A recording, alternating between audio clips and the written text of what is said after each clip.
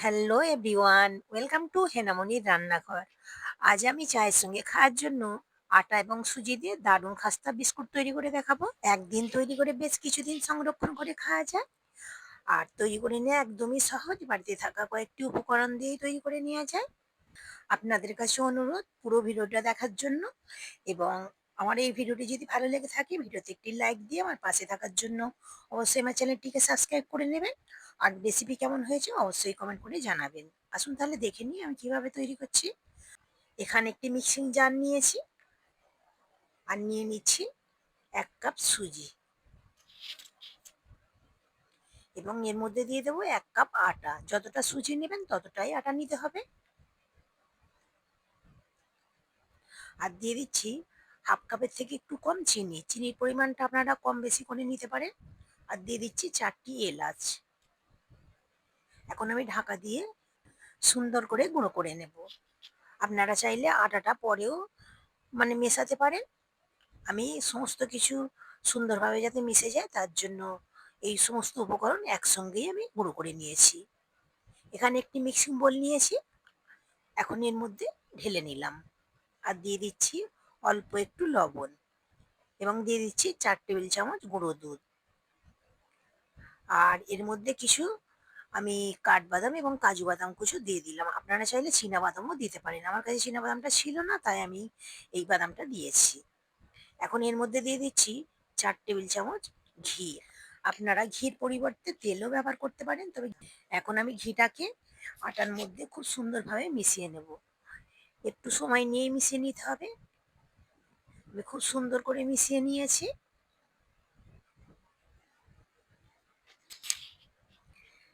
ঠিক এইরকম মুঠো হচ্ছে, আবার ঝুরঝুর করে ভেঙে যাচ্ছে, তাহলে বুঝে নিতে হবে ময়ানটা ঠিকঠাক দেওয়া হয়ে গিয়েছে। এখন আমি এর মধ্যে অল্প অল্প জল দিয়ে একটা শক্ত ডো তৈরি করে নেব। একদম অল্প পরিমাণ জল দিতে হবে। অল্প অল্প জল দিয়ে ডোটা মেখে নিতে হবে।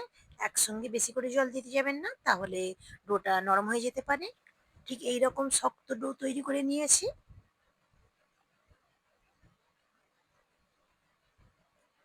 এখন আমি ঢাকা দিয়ে 0.5 ঘন্টার জন্য রেস্টে রেখে দেবো। যেহেতু সুজি এবং চিনি এর মধ্যে দেওয়া আছে, 0.5 ঘন্টা পর আমি ঢাকনাটা খুলে নিলাম। আবার একটু মেখে নেব। ডোটা অনেকটা টাইট হয়ে গিয়েছে।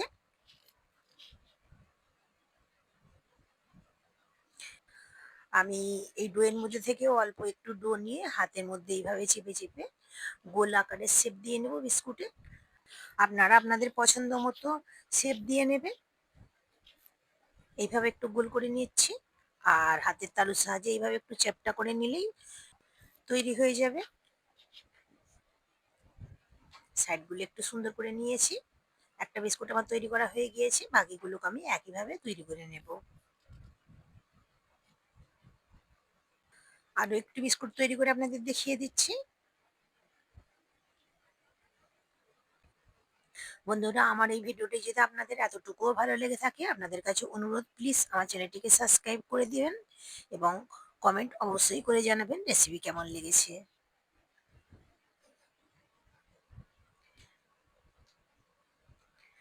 সবগুলো বিস্কুট আমি তৈরি করে নিয়েছি, এখন ভেজে নেব। তার জন্য আগে থেকে কড়াইয়ের মধ্যে তেল আমি গরম করে নিয়েছি। তেলটা হালকা গরম হয়েছে, এখন আমি একটু একটু করে বিস্কুট ছেড়ে দিচ্ছি। আর এই অবস্থায় গ্যাসের ফ্লেম আমি লোতে করে দিয়েছি। এই এই বিস্কুটটা গ্যাসের ফ্লেম লোতে রেখেই ভাজতে হবে। বেশ কিছুক্ষণ ধরে ভেজে নেওয়ার পর এখন আমি এই চামচের সাহায্যে উল্টে দিচ্ছি।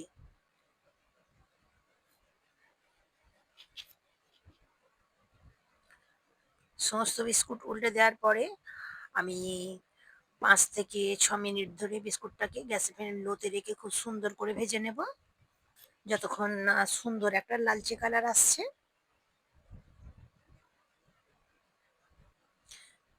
5-7 মিনিট ধরে ভেজে নিয়েছি। এখন বিস্কুটগুলো আমার ভাজা হয়ে গিয়েছে। এখন আমি একটি ছাঁকনির উপর তুলে নিচ্ছি। যেহেতু এক্সেস তেলটা ঝরে যাবে, আপনারা চাইলে টিস্যুর উপরেও তুলে নিতে পারেন।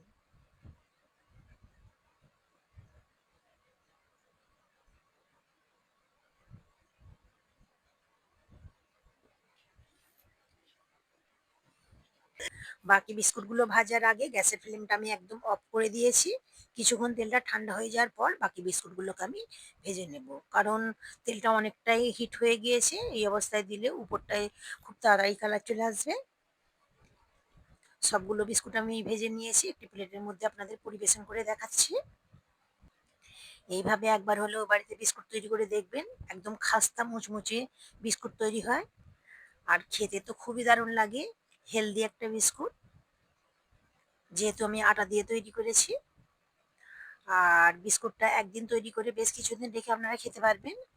আমার চ্যানেলে অনেকগুলো বিস্কুটের রেসিপি দেওয়া আছে। আপনারা চাইলে সেগুলোও দেখে নিতে পারেন। তার লিঙ্ক আমি ডিসক্রিপশন বক্সে দিয়ে দেবো। আর একটি বিস্কুট আপনাদের ভেঙে দেখিয়ে দিচ্ছি কতটা খাস্তা মুচমুচে হয়েছে। আবারও হাজির হব অন্য কোনো রেসিপি নিয়ে। Thanks for watching.